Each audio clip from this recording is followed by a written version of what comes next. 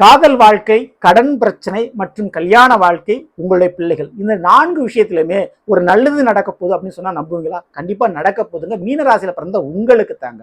இதை பத்தி தான் நம்ம இன்றைய பதிவில் பார்க்க போறோம். பதிவை ஃபுல்லா பாருங்க. ஓம் மைஜாய் வித்மகி தண்டகஸ்தாய தீமகி தன்னோ வாராகி பிரசோதயாத். நல்லதே நடக்கும். ஓம் நம சிவாயும். எல்லாம் அல்ல ஸ்ரீ பாராகி திருவடி சரணம்.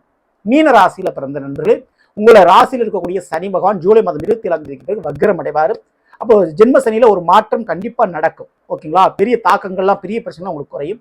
இந்த ஒரு நிலையில 5ஆம் இடம் கடகத்துல குரு உச்சம் உங்களுடைய ராசிநாதன் பூர்வ புண்ணியஸ்தானத்துல. அந்த குருவினுடைய பார்வை உங்களுக்கு இது ரொம்ப ரொம்ப நல்ல ஒரு அம்சம். அக்டோபர் வரை ரொம்ப கவலைப்பட வேண்டிய அவசியமே இங்க இருக்காது.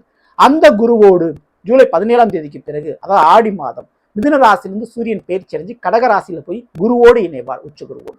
அப்போ இதுல என்ன ஒரு நடக்கும் அப்படின்னா, வேலையில ஒரு அதிர்ஷ்டம் இருக்குது, காதல்ல ஒரு திருப்பம் இருக்குது, காதல் வாழ்க்கையில ஒரு திருப்பங்கள் ஏற்படும். அதாவது வேலை கிடைச்சிருச்சு, செட்டில் ஆயிட்டா அதுக்கப்புறம் மேரேஜ் பண்ணிக்கலாம் அப்படின்னு நீங்க வெயிட் பண்ணிட்டு இருப்பீங்களா? அப்படிப்பட்ட மீனராசியில பிறந்தவர்களுக்கு அந்த வேலை வருமானம் மற்றும் நிரந்தரமா அமைஞ்சு அதன் மூலமா காதல் என்பது கல்யாண வாழ்க்கைக்கு அடுத்த கட்டத்துக்கு போய் சேரும். அதுக்குண்டான சான்சஸ் இருக்கு. தனித்துவமா நீங்க இயங்குறதுக்கு உங்களுக்கு தேவையான பொருளாதாரம் கிடைக்கும், அந்த பொருளாதாரத்துக்கான வாய்ப்பு கிடைக்கும். அதே போல நீங்க வேலை பார்க்கக்கூடிய இடத்துல புதிய பொறுப்புகளும் பதவி வாய்ப்பும் கண்டிப்பா உண்டு. நிறைய பேர் இந்த குழந்தை பாக்கியத்துக்காக வெயிட் பண்ணிட்டு இருப்பீங்க. அந்த குழந்தை பாக்கியம் ஜனிக்கக்கூடிய கிடைக்கக்கூடிய பாக்கியமாக அது இருக்கும். குறிப்பிட்ட தெய்வ வழிபாடுகளால் அந்த தெய்வ வழிபாடு தவறாம பண்ணிருக்கு. அப்படியே ஆவணி மாசம் எடுத்தீங்கன்னா அதே சூரியன் கேதுவோடு சேர்ப்பார், சிம்ம ராசியில போய் இணைவார். ஓகேங்களா? ஸோ 6ஆம் வீடு சூரியனுக்குரிய ஒரு வீடு. அப்போ இருக்கிற ஒரு கடன் பிரச்சனை, எதிரிகள் பிரச்சனை கொஞ்சம் அடங்கும் ஒடுங்கும். எதிரிகளாலே ஒரு நல்லது நடக்கும். வேலையே இல்லைன்னு சொல்லக்கூடியவங்களுக்கு அந்த வேலை வாய்ப்பு இந்த ஆவணி மாசத்துல கிடைக்கும். அதுவும் பழைய இடத்துல வேலை கிடைக்கிறதுக்கு வாய்ப்பு ரொம்ப உண்டு. ஓகேங்களா? ஸோ இருக்கிற துறையிலே வேலை கிடைக்கிறதுக்குள்ள சான்ஸ் ரொம்ப உண்டு. மேலும் உதவி கேட்கிற இடத்துல கடன் உதவி கண்டிப்பா கிடைக்கும்.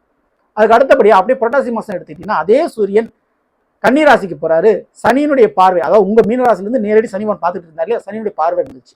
அதனால திருமண தடை அல்லது திருமண வாழ்க்கையில உங்க வாழ்க்கை துணையோட ஒரு அண்டர்ஸ்டாண்டிங் இல்லாமல் போனது, அது உங்க வாழ்க்கை துணை அந்த திருமணத்துக்கு ஓகே சொல்லாமல் இருக்கிறது, அல்லது பிரிஞ்சு இருக்கிறது, ஒரு நல்ல ஒரு மனநிலை புரிதல் இல்லாமல் இருக்கிறது, அல்லது அவங்களுக்கு உடல்நிலை பாதிப்பு இருக்குது, இந்த மாதிரி ஒரு இஷ்யூஸ் இருக்கும் இல்லையா?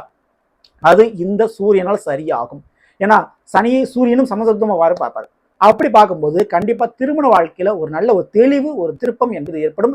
நல்ல ஒரு பெரியவங்களுடைய அறிவுரைகள் மூலமாக, உதவிகள் மூலமாக உங்க வாழ்க்கையில மிகப்பெரிய ஒரு மாற்றம் நடக்கும். இருக்கிற பிரச்சனை சரியாகுங்க. அப்போ மீனராசிக்காரங்க மற்றவருடைய ஆலோசனை, உதவி இவற்றை ஏற்றுக்கொள்வது நல்லது. இதை மட்டும் நீங்க ஃபாலோ பண்ணிக்கிச்சீங்க, சரிங்களா? இந்த ஒரு நேரத்துல மீனராசிக்காரங்க கண்டிப்பா கோயில்களில் கிரிவலம் போறது, அதாவது மலையை சுற்றி கிரிவலம் போறது, படியேறி சென்று முருகனுடைய வழிபாடுகள் செய்யறது ரொம்ப ரொம்ப நல்லது. தவறாம அந்த வழிபாடு பண்ணிக்கோங்க, சரிங்களா? இந்த மாதிரி பிடிச்சிருந்தா லைக் பண்ணுங்க, மாற்றம் விஷயத்துக்கு இது போல ஒவ்வொரு ராசிக்குள்ள பலங்க தெரிஞ்சுக்கிட்டீங்கன்னா மறக்காம நம்ம சேனலை ஃபாலோ பண்ணி வச்சுக்கோங்க. அடுத்து சந்திப்போம். நன்றி, வணக்கம்.